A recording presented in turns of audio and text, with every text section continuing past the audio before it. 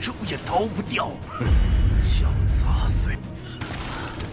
我要活下去。长老，告诉首席，是谭云，是谭师兄，678号中品剑。再近一些，一定要活下去。我在这儿，快来救我！追不上了。过去，究竟出什么事了？兄弟们，不好了！谭师兄，您醒醒！不能就这样死了！不会的，不，为你报仇！ Halo guys, welcome back to Kobe Movie. Dan akhirnya guys, hari Senin sudah tiba, waktunya untuk sang Dewa Pakboy bersinar. Apalagi kemarin, kita sudah disuguhkan pertarungan Dewa Pakboy yang luar biasa. Bahkan banyak dari kalian yang menebak kalau Dewa Pakboy itu hanyalah mati suri, alias mati bohongan. Ada juga yang mengatakan kekuatan tersembunyinya itu bakal bangkit. Nah, di part 94 kali ini itu bakal terjawab guys. Tepatnya episode 115 Nitian Cecun, di mana kita bakal melihat sang Dewa Pakboy yang benar-benar terluka parah. Parahnya itu bukan main-main, sampai sekarat gitu guys. Bahkan dia Kenshan itu sampai menitikkan air mata. Melihat murid kesayangannya ini harus terbantai guys. So pasti udah pada penasaran kan? Langsung saja kita masuk ke part 94 Nitian Cecun against the Sky Supreme melawan langit yang tertinggi. Selamat menonton. Di part sebelumnya, Hanyun yang pergi ke pagoda ruang dan waktu kelas menengah untuk berkultivasi. Dia diberikan ruang nomor 678. Alasan dia berlatih di pagoda ruang dan waktu ini selama 57 hari sembari menunggu pagoda ruang dan waktu kelas terbaik itu terbuka. Hanyun juga berencana berlatih di lantai 99-nya guys. Tapi nggak disangka-sangka ternyata dia akan yang menjaga pagoda ruang dan waktu kelas menengah itu bekerja sama dengan tetua ketiga. Dengan sigapnya, dia pun menghampiri tetua ketiga dan melaporkan keberadaannya Hanyun. Ditambah, dia memberikan kunci alternatif atau kunci cadangan agar si tetua ketiga itu bisa masuk ke ruangannya Hanyun guys. Dan benar saja, tetua ketiga yang menyamar pun masuk ke ruangan Hanyun dan langsung menyerangnya. Untungnya Hanyun berhasil menghindar sehingga pertarungan pun terjadi. Di sini Hanyun menggunakan jimat pelambat waktu dan kabur keluar dari pagoda. Dia secepatnya menggabungkan kelima jimat pembantainya dan menyebabkan ledakan yang luar biasa di pagoda ruang dan waktu sampai-sampai menghancurkan satu bangunan guys. Bukan main, udah kayak bom atom ini mah. Sayangnya Hanyun tidak sempat menjauh sehingga dia pun terkena ledakan buatannya sendiri sampai terluka parah. Satu badannya terbakar. Ditambah bajunya yang hancur, mukanya juga ikut terbakar guys. Satu matanya nggak bisa dibuka. Tapi keinginan hidup Dewa Pakboy itu sungguh tinggi. Dia pun mengeluarkan perahu rohnya untuk kabur dari sana secepatnya. Sementara tetua ketiga yang seperti kecoa, itu nyawanya begitu hebat guys. Sampai-sampai berhasil selamat tapi juga ikut terluka parah. Dia yang sangat kesal tidak akan membiarkan Hanyun kabur dari genggamannya. Namun di sini dirinya juga terluka parah. Sehingga dia cukup kesulitan mengajar perahu rohnya Hanyun guys. Badannya yang terluka parah membuat kecepatannya ikut melambat. Sementara para murid yang selamat kebingungan siapakah yang melakukan ini semua. Dan ajaibnya di sini mereka tuh nggak ada luka sama sekali guys. Padahal kan mereka lebih dekat. Tapi mereka semua mengira senior Hanyun sudah terbantai karena mereka melihat ruang nomor 678 di mana itu adalah tempat dia berkultivasi sudah hancur lebur. Sehingga tanpa basa-basi mereka pun langsung melaporkan kejadian ini ke para tetua. Sementara kejar-kejaran Hanyun dengan tetua ketiga masih berlanjut. Hanyun yang sudah sangat sekarat perlahan melihat kebun obat Changling yang sudah dekat. Dia pun bangun dan berteriak untuk meminta tolong. Dia Kenshan pun berteriak akan membantu murid kesayangannya satu ini. Dan tidak sabar melihat siapakah yang berani membantai Hanyun. Tetua ketiga yang mendengar itu pun langsung ketar-ketir dan kabur. Namun di satu sisi dia merasa itu bukanlah suaranya dia Kenshan. melainkan itu adalah suara Tan Yun yang dibuat-buat guys.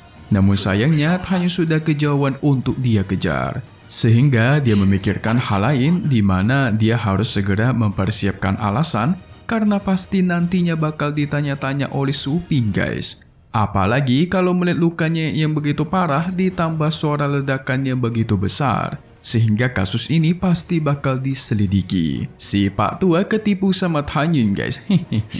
Sementara Tan Yun yang sekarat, para wurau Tan Yun tidak bisa dia kontrol sehingga menabrak tebing guys.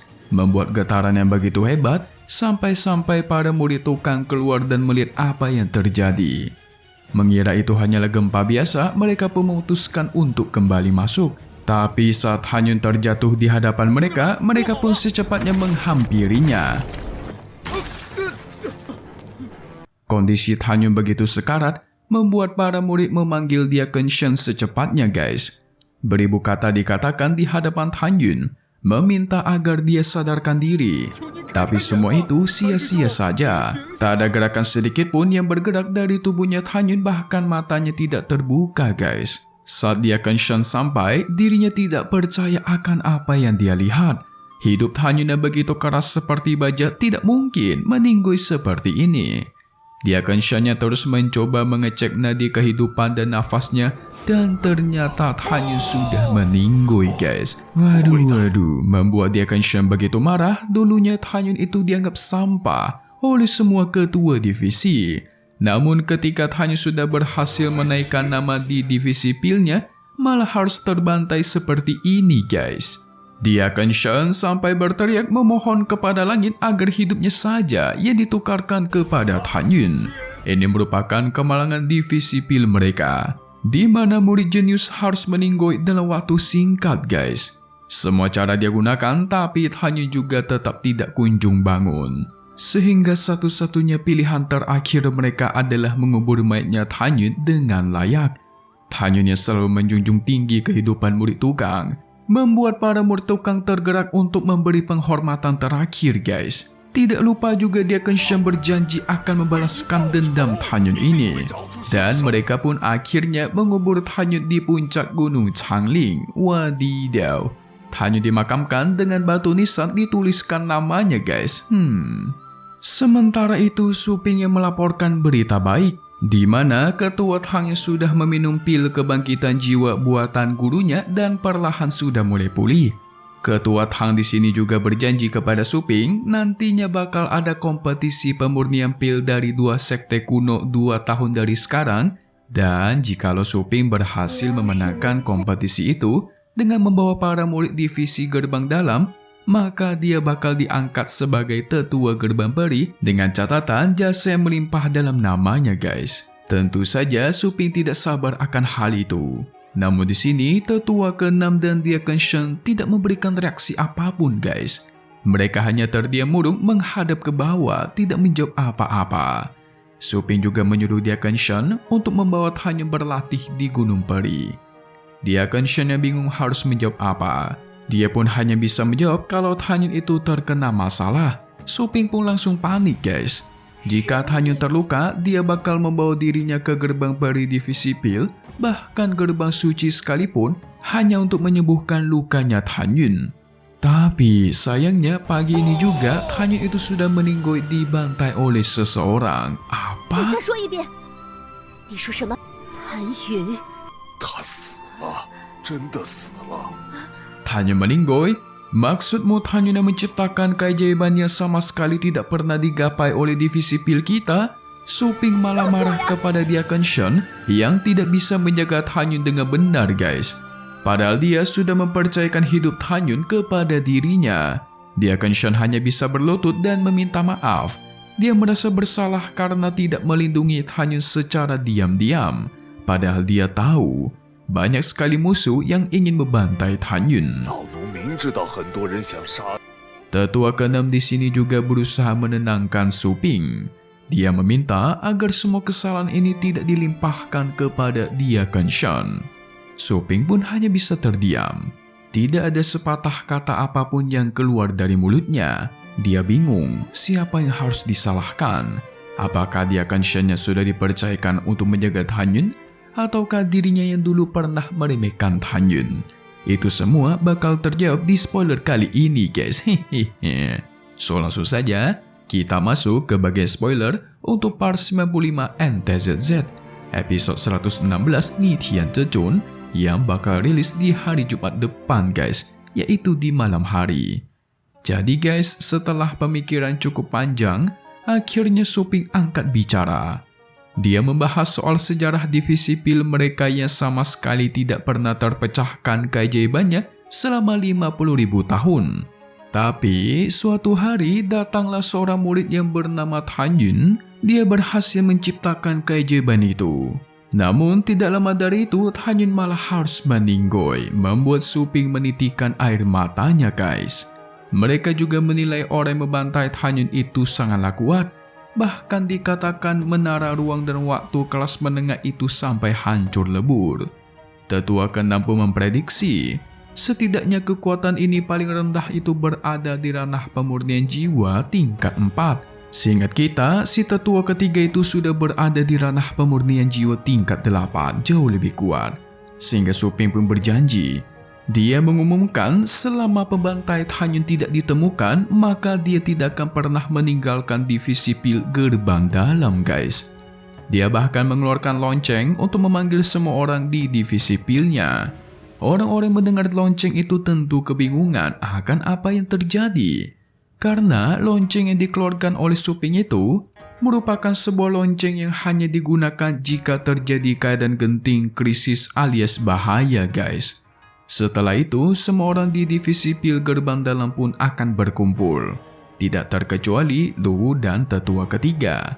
Entah gimana caranya, sepertinya Lu menyembuhkan luka tetua ketiga dengan singkat.